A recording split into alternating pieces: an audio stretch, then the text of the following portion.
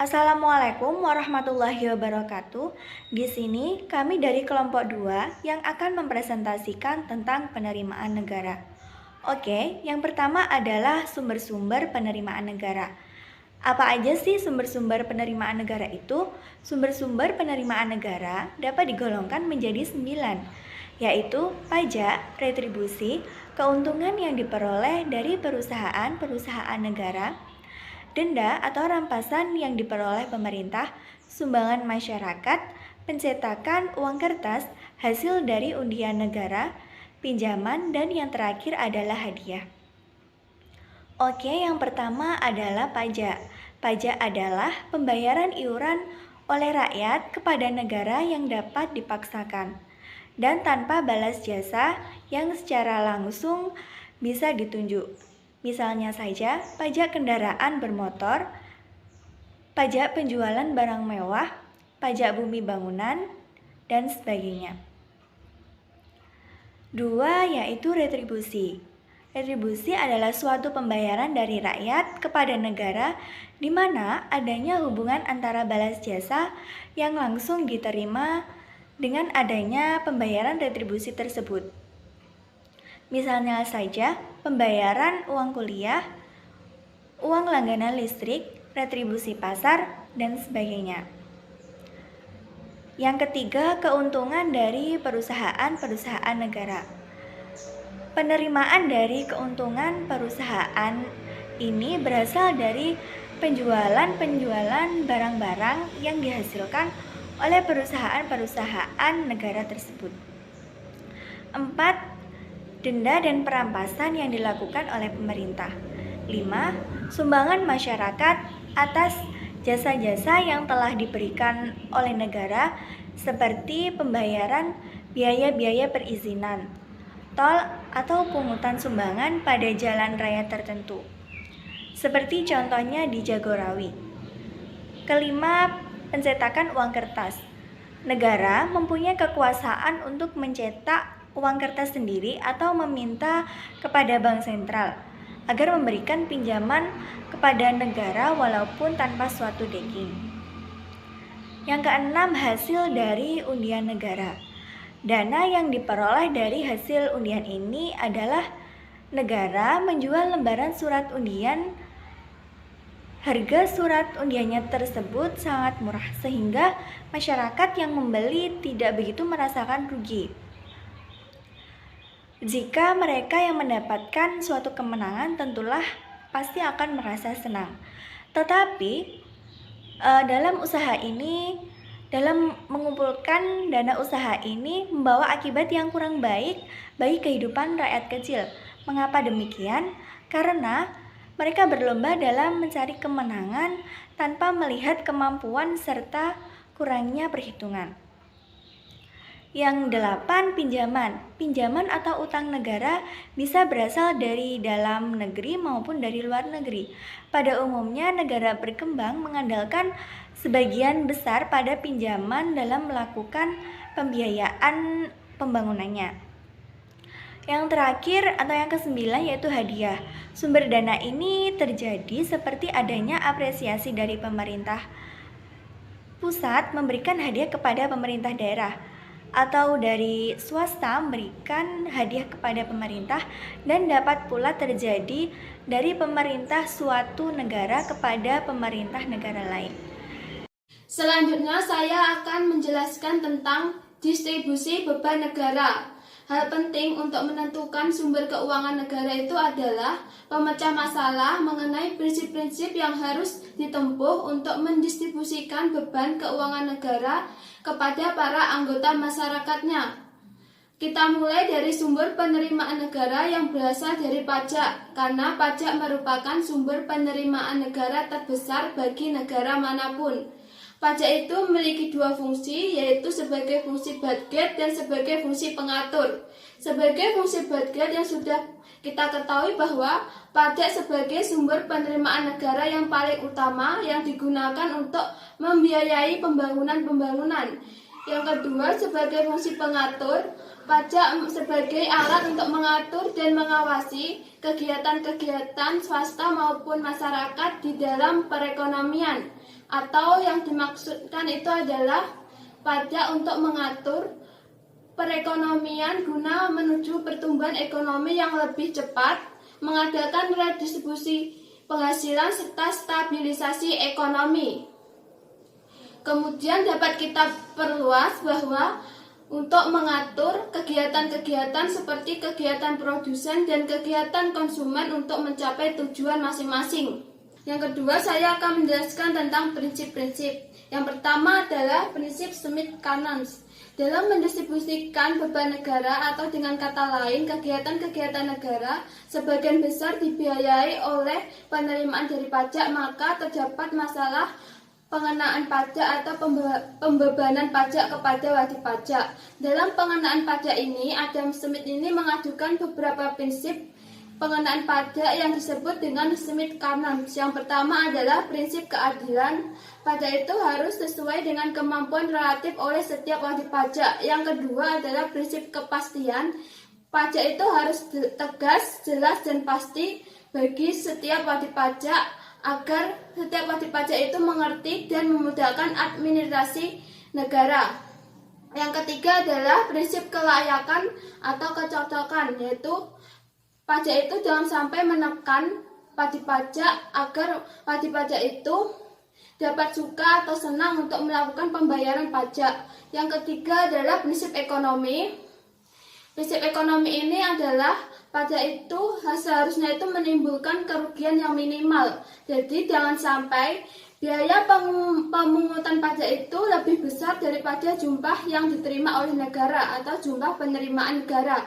Yang terakhir ini itu dari sarjana lain, yaitu prinsip ketepatan, yaitu pajak itu harus dipungut tepat waktu dan jangan mempersulit posisi anggaran belanja pemerintah.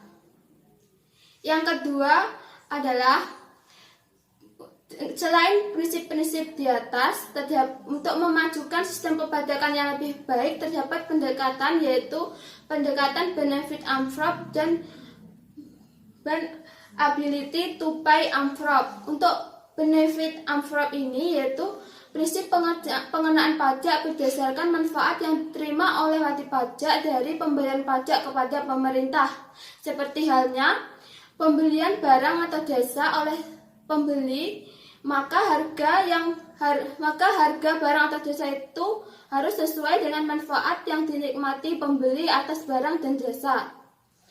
Maka dapat disimpulkan bahwa wajib pajak itu harus membayar pajak sejalan dengan manfaat yang dinikmati dari kegiatan-kegiatan pemerintah. Yang kedua adalah ability to pay envelope.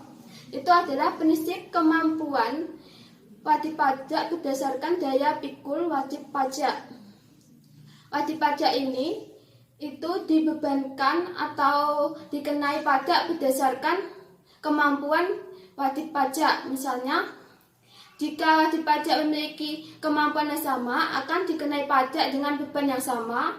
Sedangkan jika wajib pajak memiliki kemampuan yang berbeda, akan dikenai beban pajak dengan berbeda pula. Kemampuan wajib pajak ini berdasarkan tingkat pendapatan atau penghasilan wajib pajak. Yang ketiga adalah konsep equal satisfied. Itu adalah sehubungan dengan prinsip kemampuan untuk membayar pajak berdasarkan atas kesamaan. Yang dimaksud dengan sama di sini itu adalah pembayaran dalam arti beban real yang dirasakan atau diderita oleh wajib pajak. Berhubung untuk mengukur kemampuan membayar pajak itu dilihat dari tingkat penghasilan seorang wajib pajak, maka kita menggunakan anggapan bahwa pengorbanan yang diserahkan oleh wajib pajak sebagai individu dapat diukur sebagai fungsi dari pendapatan yang diserahkan kepada pemerintah. Dalam konsep equal satisfied ini terdapat 3, yaitu kesamaan pengorbanan absolut, 2. Kesamaan pengorbanan proporsional, dan 3. Kesamaan pengorbanan marginal. Yang pertama adalah kesamaan pengorbanan absolut, itu adalah pajak hendaknya dibebankan kepada wajib pajak sehingga beban real atau kepuasan yang hilang dari masing-masing pembayaran pajak adalah sama, atau dengan kata lain yang lebih jelasnya itu adalah distribusi beban pajak harus sedemikian rupa sehingga pengurangan kepuasan total antara kedua orang tersebut adalah sama. Misalnya, diasumsikan dalam masyarakat itu terdapat 2 wajib pajak, yaitu A yaitu dengan tingkat penghasilan OA dan B dengan tingkat penghasilan OB. Karena kemudian A dibebani pajak sebesar A absen A dan B dibebani pajak dengan B absen B. Kemudian karena B absen B itu lebih besar daripada A absen A, maka beban B itu lebih besar daripada beban yang dibayarkan oleh A absen A. Namun kepuasan B dan A itu sama. Kedua adalah kesamaan pengorbanan proporsional. Pajak harusnya didistribusikan kepada wajib pajak sehingga jumlah kepuasan atau guna yang hilang dari masing-masing wajib pajak itu besarnya sebanding dengan kepuasan yang dimiliki oleh wajib pajak dengan jumlah penghasilan yang dimiliki. Kalian bisa lihat kurva ini, diasumsikan ada 2 wajib pajak dalam masyarakat dengan A dengan penghasilan OA dan B dengan penghasilan OB akan dibebani pajak, yaitu A absen A dan B absen B. Kelihatan juga kan, bisa lihat beban uang yang bagi B itu jauh lebih besar daripada beban uang yang dimiliki oleh A.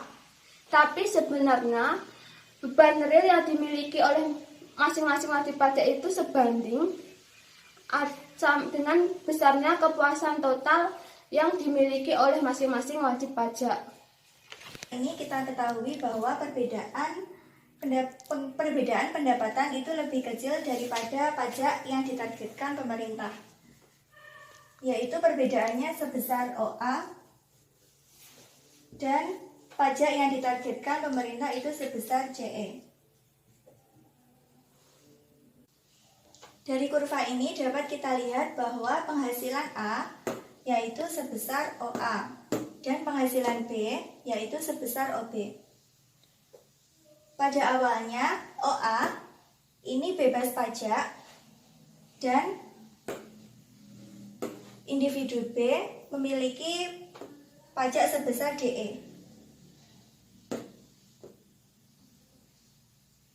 Kemudian pajak yang awalnya ditargetkan pemerintah yaitu sebesar CE, maka di sini ada sisa pajaknya yaitu sebesar CD. Maka sisa pajak ini dibagi 2, yaitu individu A memiliki pajak sebesar CJ dan individu B memiliki pajak sebesar CE ini. Jadi semakin besar pendapatan dari suatu individu, maka pajak yang diinginkan pemerintah juga akan semakin besar. Maka ini juga akan mengurangi kepuasan dari suatu masyarakat. Baik, untuk selanjutnya di sini yang nomor 3 yang membahas tentang sistem perpajakan dan politik pajak. Setiap pajak terdiri dari sasaran atau objek pajak dan tarif pajak. Objek pajak merupakan segala sesuatu yang dapat dikenai pajak yang dapat berupa penghasilan, barang, kekayaan dari juga perpindahan hak milik atas barang. Adapun jumlah penerimaan pajak di sini sama dengan dasar pajak yang dikalikan dengan tarif pajak, yang dengan rumusnya yaitu T sama dengan B dikali R, di mana T ini merupakan penerimaan pajak,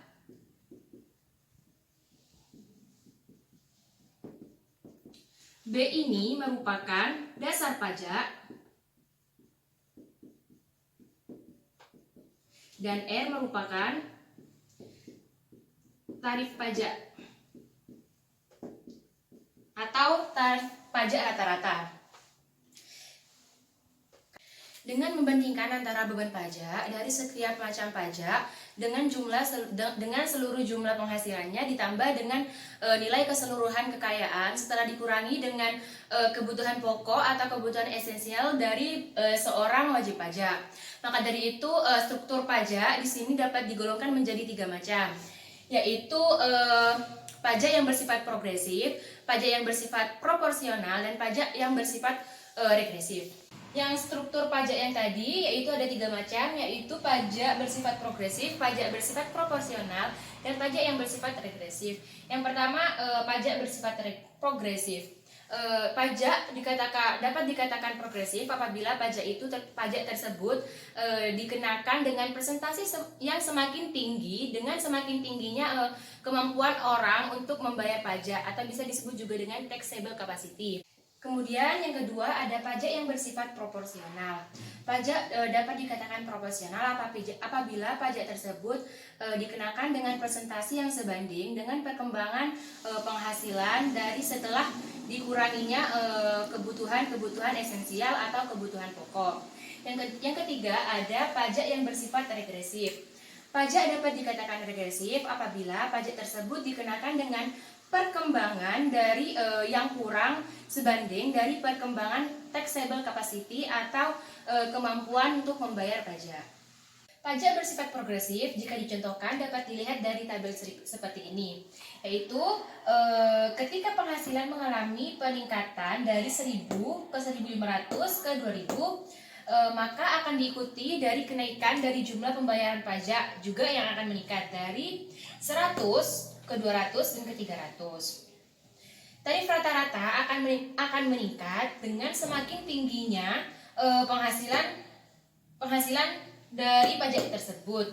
Nah, sedangkan tarif marginal ini akan semakin tinggi dari tarif pajak rata-rata. Tarif marginal ini diperoleh dari delta T per delta B.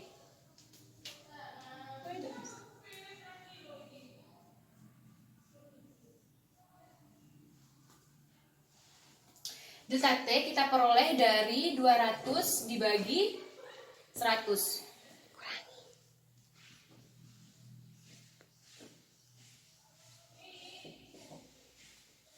Dan delta B kita peroleh dari penghasilan di sini, yaitu 1.500 dikurangi 1.000.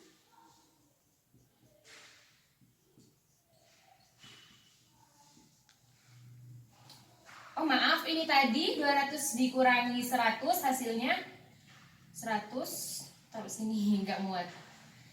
Dan di sini 1.500 dikurangi 1.000 hasilnya 500. Nah, setelah kita mengetahui hasil dari delta T dan delta B, maka kita bagikan.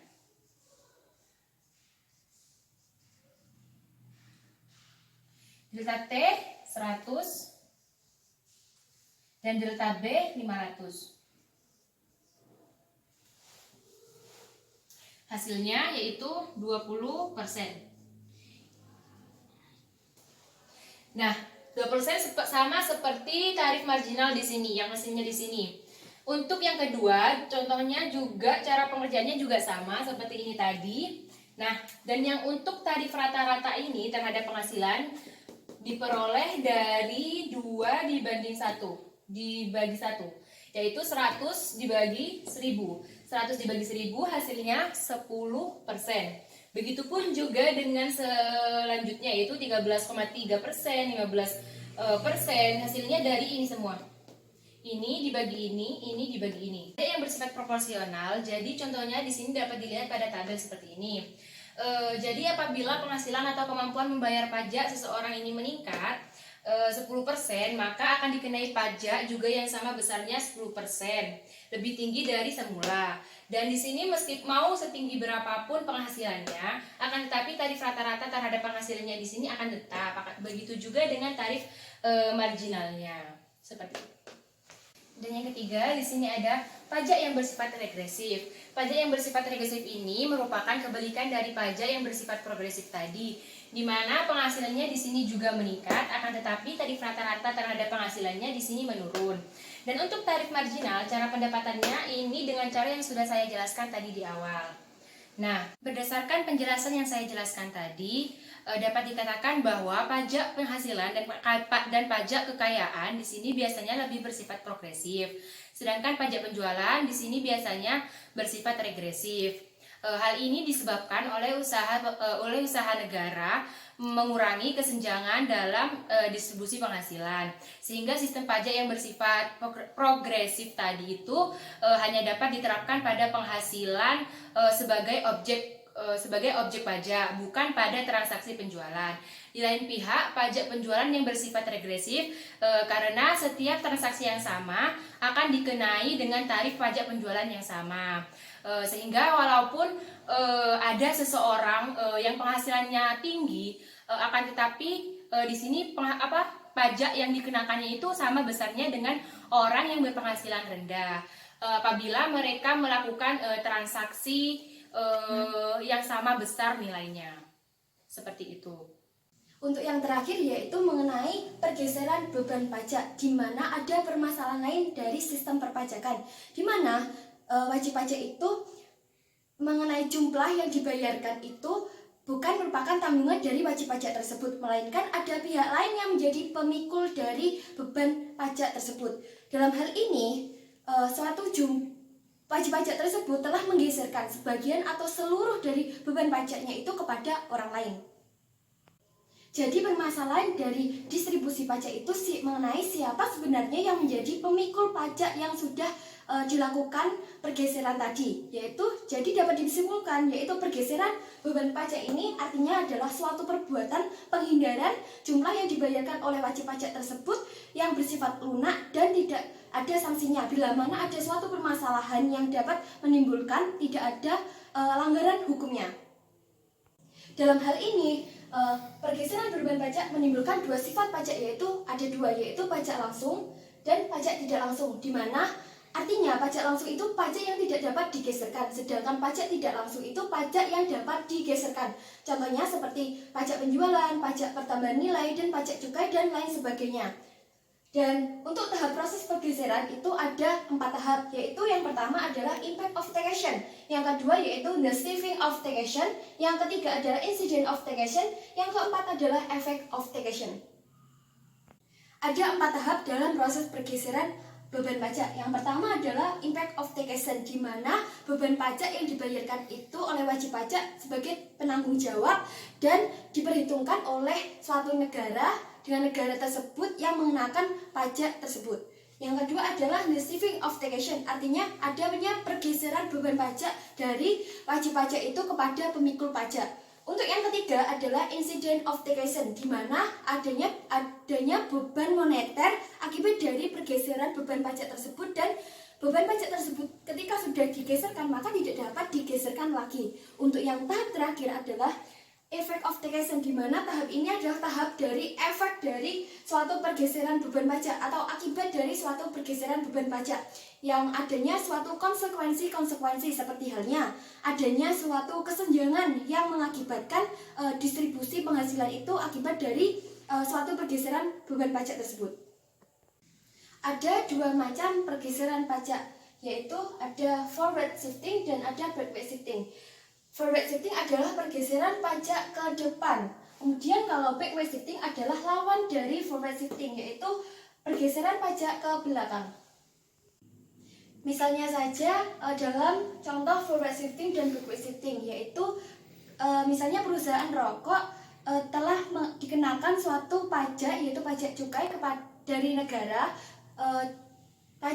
Beban pajak tersebut itu dipikul oleh konsumen. Cara menggeserkan beban pajak tersebut yaitu dengan menaikkan suatu harga jual dari rokok tersebut akibat dari pajak yang dikenakan, yaitu pajak cukai tersebut.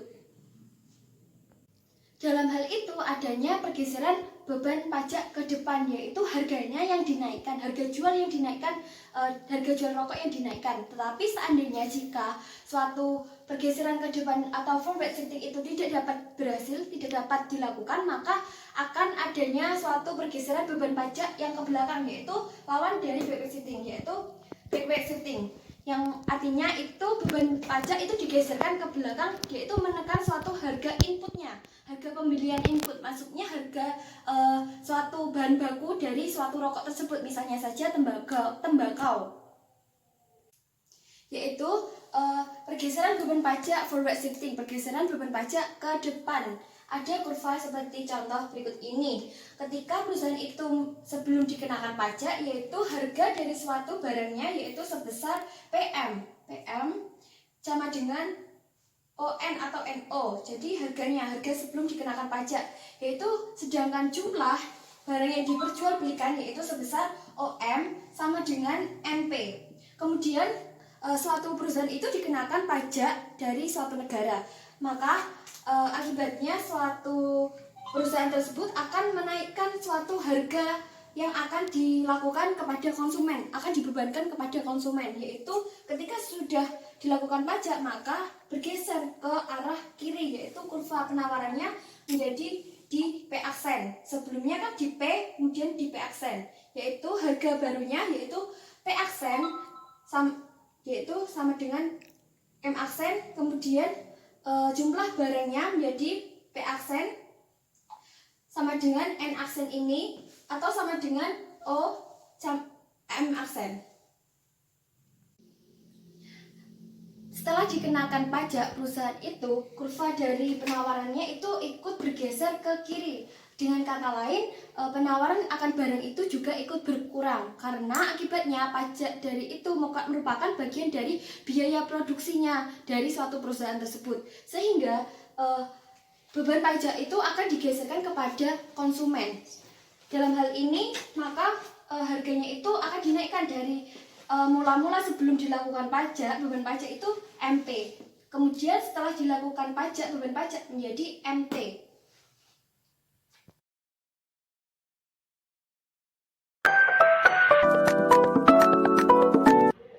Baik, yang selanjutnya adalah review jurnal.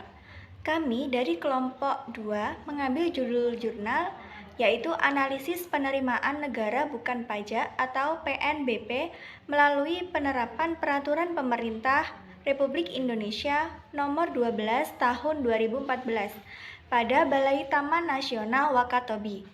Pada Jurnal Ilmiah Akuntansi Manajemen Volume 1 Nomor 2 halaman 55 sampai 63 yang ditulis oleh Hastuti pada tahun 2018. Tujuan penelitian adalah untuk mengetahui bagaimana prosedur dan pelaporan penerimaan negara bukan pajak yang ditinjau dari sisi keakuratan, pencatatan, kepatuhan pengelolaan, serta tingkat keefektifan kebijakan PNBP di Balai Taman Nasional Wakatobi. Selanjutnya adalah metode penelitian. Metode penelitian yang digunakan pada jurnal ini adalah metode analisis deskriptif kualitatif. Metode tersebut merupakan suatu teknik yang menggambarkan dan mempresentasikan arti dari data-data yang terkumpul dan merekam sebanyak mungkin aspek situasi yang diteliti pada saat itu, sehingga memperoleh gambaran secara umum dan menyeluruh tentang keadaan yang sebenarnya. Jenis data yang digunakan pada penelitian ini adalah data kuantitatif dan data kualitatif, sedangkan sumber data adalah data primer dan data sekunder. Selanjutnya adalah variabel penelitian, yaitu ada dua. Variabel independennya adalah penerapan Peraturan Pemerintah Republik Indonesia Nomor 12 Tahun 2004, sedangkan variabel dependennya yaitu penerimaan negara bukan pajak atau PNBP. Hasil penelitian jurnal yaitu dari hasil penelitian yang dilakukan di Balai Taman Nasional Wakatobi dilakukan analisis efektivitas, di mana analisis efektivitas ini merupakan perbandingan antara realisasi belanja dengan anggaran belanja yang digunakan untuk mengukur tingkat penghematan anggaran yang dilakukan pemerintah. Dari hasil perhitungannya juga dapat dilihat bahwa tingkat efektivitas dari realisasi penerimaan dan potensi penerimaan PNBP pada tahun 2016 tingkat efektivitasnya mencapai 1,0%. Ini menunjukkan bahwa penerimaan negara bukan pajak melampaui target yang dianggarkan. Sedangkan pada tahun 2017 terjadi penurunan drastis yang tingkat efektivitasnya itu 0,74%. PNBP tidak dapat target yang dianggarkan. Berdasarkan hasil ini dapat disimpulkan bahwa penerimaan negara bukan pajak di Balai Taman Nasional Wakatobi ini tidak efektif karena tidak memenuhi target yang dianggarkan. Dan untuk kelebihan dari jurnal ini, yang pertama, bahasa yang digunakan dalam jurnal cukup mudah dimengerti dan dipahami. Metode yang digunakan juga cukup lengkap. Untuk sampel dalam penelitian ini juga menggunakan bersangkut paut dengan pihak-pihak yang berkepentingan. Dalam review jurnal, dalam kekurangannya yaitu yang pertama adalah data tidak disebutkan secara rinci. Untuk yang kedua adalah adanya variabel-variabel dalam jurnal tersebut juga tidak dijelaskan sehingga viewer kurang memahaminya. Untuk yang ketiga adalah dalam jurnal tersebut juga terdapat faktor-faktor lain dalam mempengaruhi penurunan penerimaan bukan pajak tetapi juga tidak disebutkan.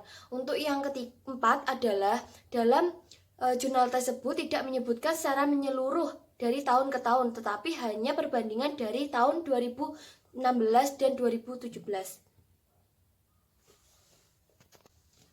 Review jurnal pada kesimpulannya yaitu bahwa berdasarkan jurnal tersebut maka dapat ditarik kesimpulan penelitian ini yaitu efektivitas prosedur dan pelaporan realisasi penerimaan bukan pajak di Balai Taman Nasional Wakatobi ini tidak sesuai karena terjadinya penurunan tingkat efektivitas. Penurunan tingkat efektivitas ini disebabkan oleh suatu keterbatasan sumber daya manusia, kondisi geografis, fasilitas pendukung, dan faktor-faktor lain yang mempengaruhi.